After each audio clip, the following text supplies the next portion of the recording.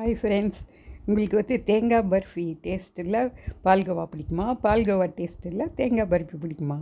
சரி விடுங்க, இது எல்லாம் சேர்த்து நம்ம உருளைக்கிழங்கையும் போட்டு எல்லாம் தேங்காய் பர்ஃபி பால்கோவா டேஸ்ட்டில் பண்ணலாம். அது எப்படின்னு பாருங்கள், எவ்வளோ சாஃப்டாக இருக்கு பாருங்கள். அதுக்கு 3 உருளைக்கிழங்கு வேக வச்சு தோல் உரித்து வச்சுக்கோங்க. நான் இந்த கிரேட்டரில் யூஸ் பண்ணுவேன், எனக்கு ஈஸியாக இருக்கும்.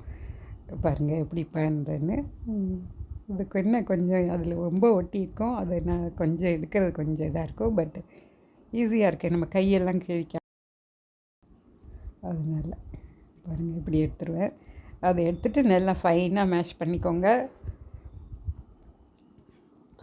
ஏன்னா நம்ம அந்த கட்டி கட்டியாக இருந்ததுன்னு அந்த வாயில் வரும், அந்த ஒரு மாதிரியாக இருக்கும். அதுக்கு நம்ம ஒரு பெரிய நல்ல ஹெவி பாட்டம் பேனில் 1 கப் சர்க்கரையில் 3/4 கப் மட்டும் எடுத்துக்கிட்டு போட்டுட்டு ஒரு 1/4 கப்பு வச்சுங்க. ஏன்னா அது நம்ம கேரமலைஸ் பண்ண போகிறோம். அந்த 1/4 கப்பையும் சேர்த்துட்டோம்னா கொஞ்சம் சுகர் கம்மியாக தெரியும் உங்களுக்கு டேஸ்ட் இந்த கேரமலைஸ் பண்ணதில்.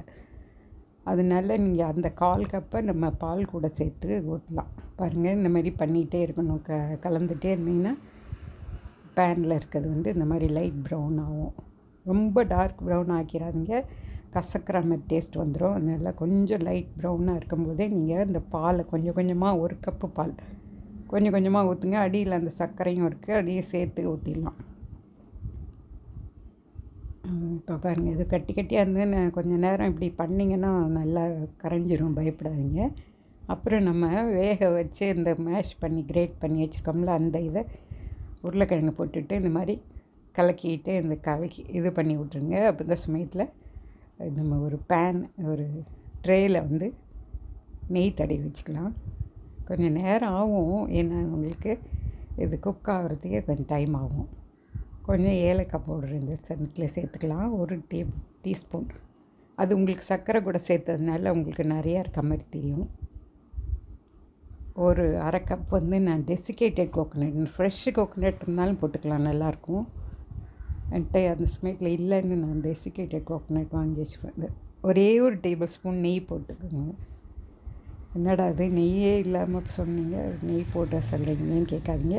இந்த நெய்யும் ஏலக்காவும் வாசனைக்கு தாங்க சேர்க்குறோம். ஆக்சுவலாக 3 இன்க்ரீடியண்ட் பர்ஃபி தான் இது. உருளைக்கிழங்கு, பால், தேங்காய் மட்டும் போதும். இந்த மாதிரி பேனை விட்டு வர ஆரம்பிக்கும் பாருங்கள். அந்த சமயத்தில் நீங்கள் அப்படியே எடுத்து அந்த க்ரீஸ் பண்ண பிளேட்டில் போட வேண்டியது தான்.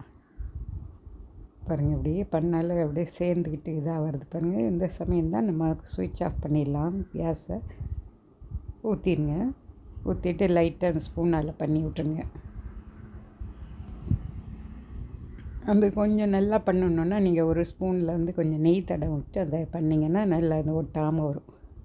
இந்த மாதிரி பண்ணிவிட்டு ஒரு 1 ஹவர் வச்சுருங்க. அப்போ தொட்டு பாருங்கள் விரலால், அப்போ கையில் ஒட்டாது.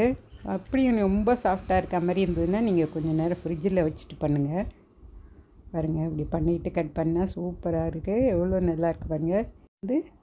பால்கோவா டேஸ்ட்டில் உருளைக்கிழங்கு தேங்காய் பர்ஃபி பிடிச்சிருந்தா லைக் பண்ணுங்கள், ஷேர் பண்ணுங்கள், சப்ஸ்கிரைப் பண்ணுங்கள். தேங்க்யூ.